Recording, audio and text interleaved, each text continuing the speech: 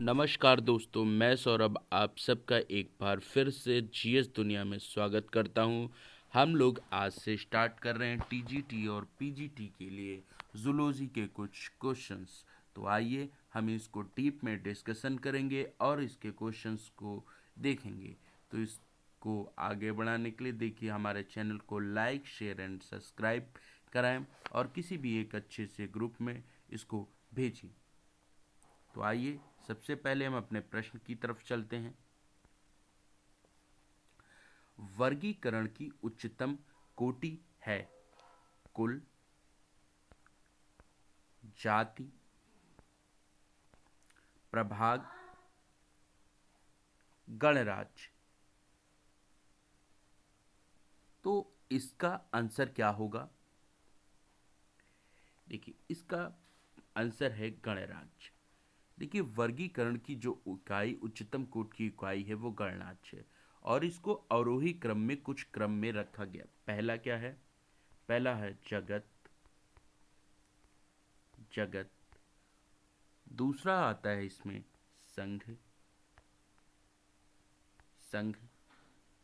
तीसरी आता है विभाग। तीसरा आता है विभाग। अगला आएगा वर्ग। वर्ग। उसके बाद आते हैं गण। फिर उसके बाद आता है कुल और आएगा वंश और सबसे अंत में आएगी जाति। सबसे अंत में आएगी जाति। तो ये वर्गीकरण की कुल इकाई है।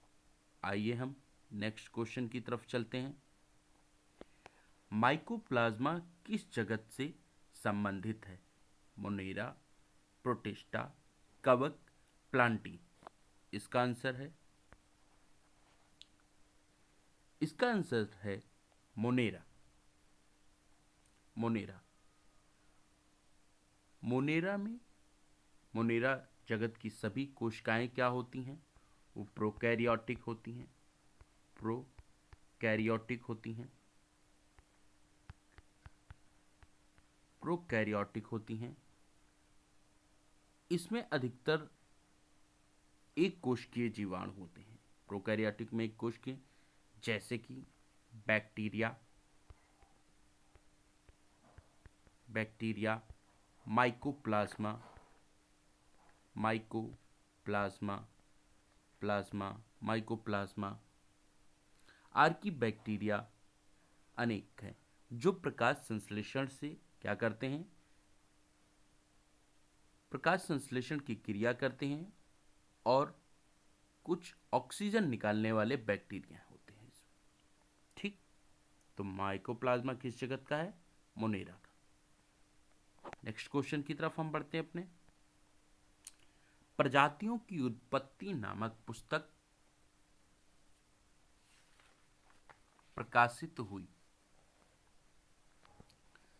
सन 1809 में, 1858 में, 1956 में, 1859 में। तो इसका आंसर है 1859 में। ये पुस्तक डार्विन के द्वारा प्रस्तुत की गई। डार्विन के द्वारा प्रस्तुत की गई। डार्विन के द्वारा। और इन्होंने प्रजातियों की उत्पत्ति कैसे हुई उसके बारे में बताया। लैमार्क द्वारा। लैमार्क ने भी एक अपनी पुस्तक प्रकाशित की 504 से 433 ईस्वी में। फिलोसफिक जूलॉजिक नामक पुस्तक प्रकाशित की थी। लैमार्क ने फिलो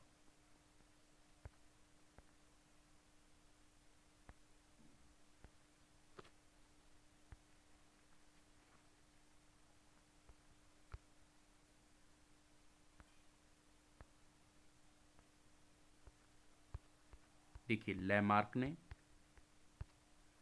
लैमार्क ने 504 से और 433 ईसा पूर्व में फिलोसफिक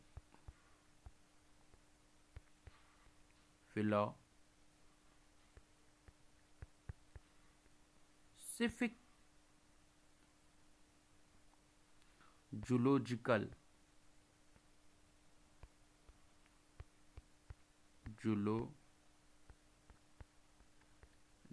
नामक पुस्तक को क्या किया था, इन्होंने प्रकाशित किया था। चलिए नेक्स्ट क्वेश्चन की तरफ चलते हैं हम अपने। स्पीशीज शब्द का चयन किया था जॉन रे ने, मेयर ने, जे हक्सले ने या सी लीनियस ने? तो इसके आंसर है जॉन रे ने। कैरोलस लीनियस ने क्या किया था, इन्होंने बायो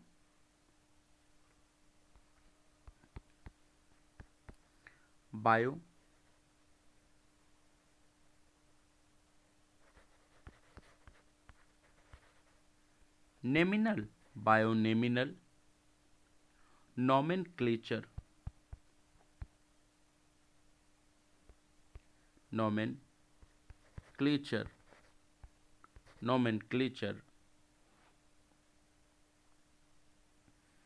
की पद्धति का प्रतिपादन इन्होंने किया था। जे हक्सले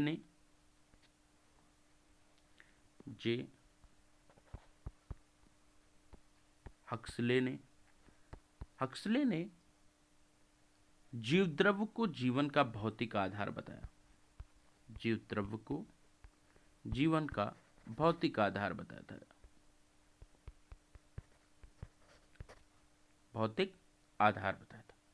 नेक्स्ट क्वेश्चन की तरफ चलते हैं। वर्गीकी के पिता हैं, फादर ऑफ टैक्सोनॉमी हैं डी कैंडोल, हुकर, लीनियस, अरस्तु। देखिए वर्गीकी के पिता को कैरोलस लीनियस को कहा जाता है। अरस्तु को जीव विज्ञान व जंतु विज्ञान का जनक कहते हैं। जीव विज्ञान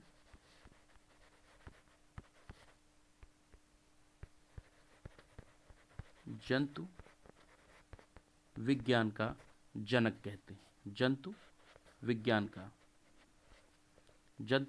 का जनक कहा जाता है अरस्तु को। किसको? अरस्तु को। ठीक। फिर बेंथन और हुकर ने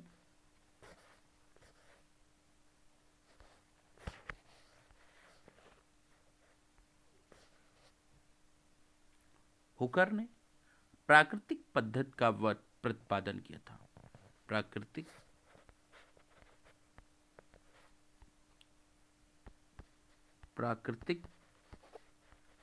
पद्धति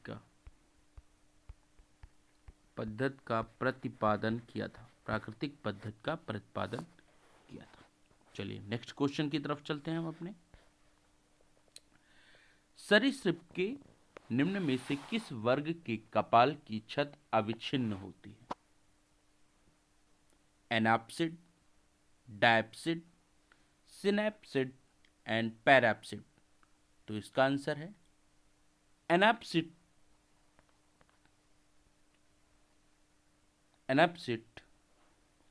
आइए नेक्स्ट क्वेश्चन की तरफ चलते हैं। अधोगामी रूपांतरण विशिष्ट लक्षण है। अधोगामी रूपांतरण विशिष्ट लक्षण है। यूरोकार्डेटा, हेमिकार्डेटा, सिफेलोकार्डेटा या उपरोक्त सभी? अधोगामी रूपांतरण यूरोकार्डेटा का विशिष्ट लक्षण है।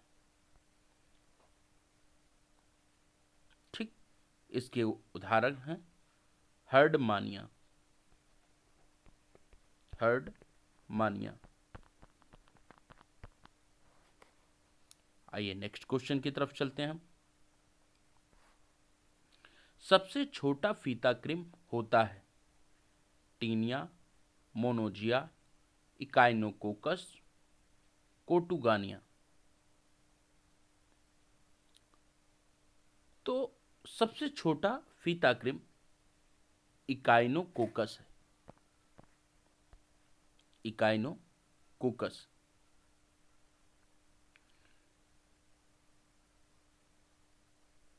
जिसकी वयस्क स्थिति 2 से 6 mm होती है।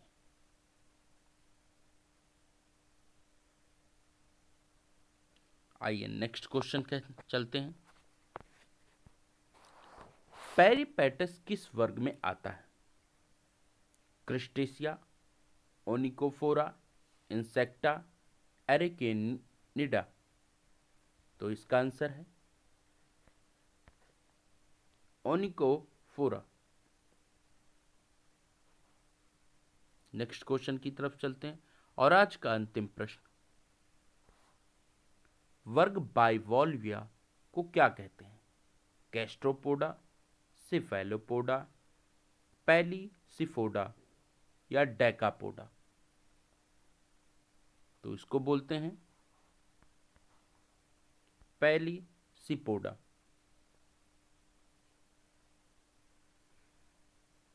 बाइवोलियो के जंतुओं में सिर और रेडुला का अभाव होता है। बाइवोलिया की जो खोल होती है वो कैल्शियम कार्बोनेट की बनी होती है। जो इसकी खोल है वो किसकी? कैल्शियम कार्बोनेट की बनी होती है, कैल्शियम कार्बोनेट।